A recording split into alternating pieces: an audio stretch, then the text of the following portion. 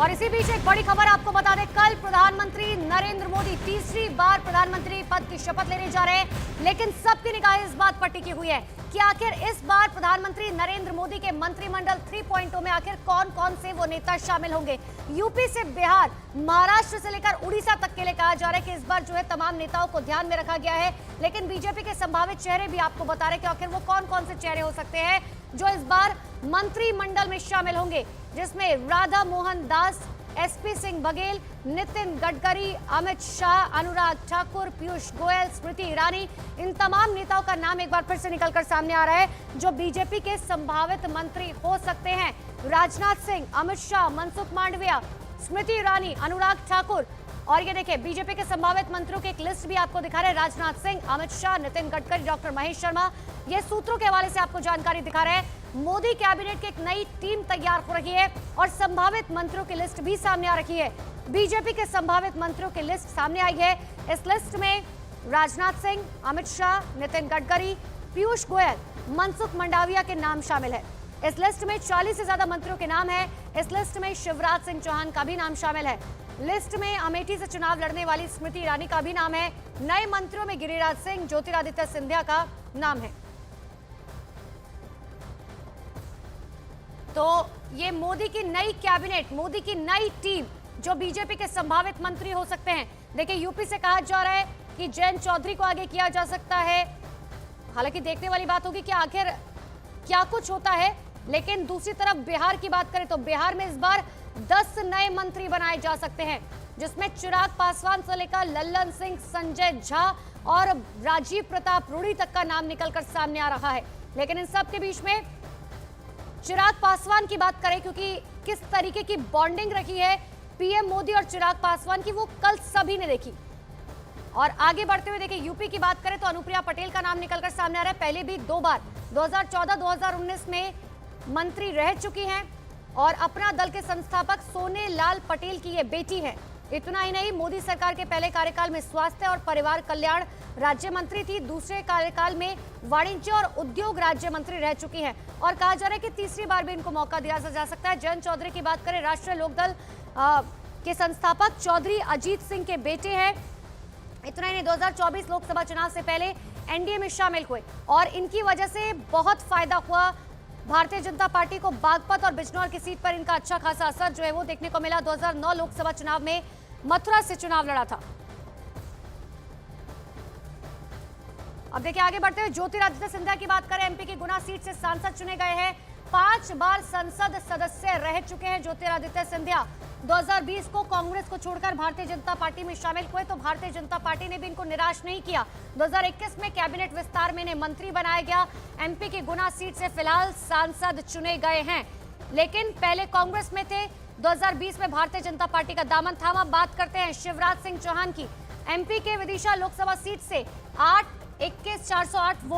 लाख वोटों से जो है उन्होंने जीत दर्ज की है और 4 बार मुख्यमंत्री मध्य प्रदेश के रह चुके हैं, 5 बार सांसद विदिशा सीट से।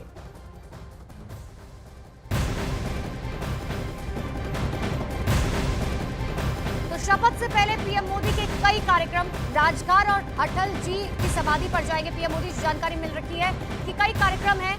देखिए राजघाट जाएंगे पीएम मोदी, अटल जी की समाधि पर जाएंगे, नेशनल वॉर मेमोरियल भी प्रधानमंत्री नरेंद्र मोदी जाएंगे। जो जानकारी अब तक हालांकि इससे पहले भी हम कई बार देख चुके हैं कि प्रधानमंत्री नरेंद्र मोदी जब भी कोई नए काम की शुरुआत करने जाते हैं तो वो राजघाट जरूर जाते हैं, बापू को नमन करते हैं। प्रधानमंत्री के भाषण में हम कई बार बापू का जिक्र सुन चुके हैं और ये जानकारी मिल रही है कि कई कार्यक्रम जो है पीएम मोदी के होंगे।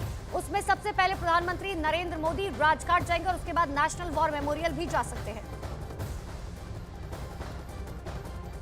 तो कल होने वाले मोदी सरकार के शपथ ग्रहण समारोह की तैयारियां एकदम तेजी से चल रही है।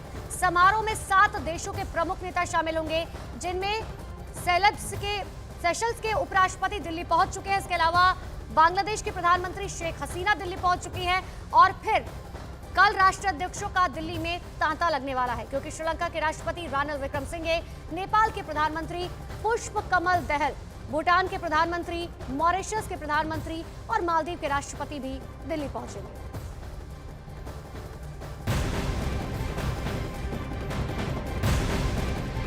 सुबह से चल रही कांग्रेस की वर्किंग कमेटी की बैठक अब खत्म हो गई, जिसमें राहुल गांधी को नेता विपक्ष बनाने का प्रस्ताव पास हुआ, जिस पर शाम को कांग्रेस के संसदीय दल की बैठक में चर्चा होगी। शाम की बैठक में राहुल के नाम पर मुहर लग सकती है। तो एक सुर में विपक्ष नेता बनाने का प्रस्ताव पास किया गया है राहुल गांधी को। हालांकि शाम को जब बैठक होगी तो इस पर चर्चा की जाएगी।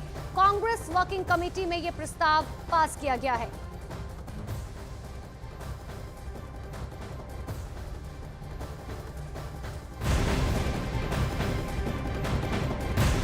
बिहार सरकार में मंत्री और जेडीयू नेता मदन सहनी ने जेडीयू को 3 से 4 मंत्रालय मिलने की संभावना जताई है। साथ ही उन्होंने जेडीयू को रेल और कृषि मंत्रालय मिलने की भी इच्छा जताई है। तो बड़ी जानकारी आपको दे रहे हैं, बिहार सरकार में मंत्री हैं और जेडीयू के नेता मदन सहनी ने जेडीयू को 3 से 4 मंत्रालय मिलने की संभावना जताई है। सूत्र के हवाले से बता रहे हैं कि ललन सिंह, संजय झा, अति पिछड़ा में रामनाथ ठाकुर, इस तरह के लोगों की नाम की चर्चा है। आपको लगता है इन्हीं में से कोई होगा? जो लोकसभा राज्यसभा का सांसद है वही होगा? वो तो जो जीते हैं उन्हीं में से बनना है, लेकिन जो आप संभावित नाम बता रहे हैं उसके अलावे से भी हो सकते हैं। लेकिन ये नाम जो आप बता रहे हैं वो सब हमको लगता है उसी में से कोई होंगे। और जो भी होंगे, मुख्यमंत्री जी जो निर्णय करेंगे, माननीय प्रधानमंत्री जी, वो अच्छा ही करेंगे। और सब लोग तो बन नहीं पाएंगे, लेकिन जो बनेंगे वो अच्छा ही रहेगा। मुख्यमंत्री पहले रेलवे मंत्री भी रह चुके हैं और कृषि मंत्री भी रह चुके हैं। आपको लगता है जेडीयू के खाते में वो फिर से आनी चाहिए इस बार? नहीं, ये बात का बिहार में भी चर्चा है कि रेल मंत्री बिहार में सिर्फ नीतीश कुमार जी ही नहीं बल्कि कई लोग बने हैं। तो इसलिए वहाँ ज़्यादा लोगों को इसकी चाहत है और उम्मीद है। और कृषि मंत्री भी रहे हैं हमारे माननीय मुख्यमंत्री जी, बहुत सारे विभाग के मंत्री रहे बिहार में। लेकिन हमको लगता है कि रेल विभाग एक अच्छा रहेगा वहाँ बिहार के विकास के लिए। अगर मिल जाता है तो हम लोग को बहुत खुशी होगा इसके लिए। चलिए, बहुत बहुत धन्यवाद। तो चाहत है बिहार के लोगों की और मंत्री मदन सहनी भी यही चाहत जता रहे हैं कि रेल मंत्रालय अगर मिले जेडीयू को तो बेहतर होगा। कृषि मंत्रालय पहले भी नीतीश कुमार भी संभाल चुके हैं, वो भी मिले तो ज्यादा होगा बिहार के लिए। कैमरामैन प्रहलाद के साथ अमितेश सिंह, न्यूज 18 दिल्ली। तो मदन सहनी को आप सुन रहे थे, वो कह रहे हैं कि देखिए हम चाहते हैं कि रेल मंत्रालय मिले, लेकिन इन सब के बीच में पहले जो है 4 मंत्रालय बिहार को दिए गए थे जब पिछली बार साथ में आए थे। लेकिन इस बार कहा जा रहा है कि 4 से 5 या उससे भी ज्यादा जो है मंत्री बनाए जा सकते हैं बिहार से। लेकिन इंतजार करना होगा एक फाइनल लिस्ट का, और ये कहा जा रहा है कि फाइनल लिस्ट जो है आपसे कुछ ही देर बाद शायद सामने आ जाएगी।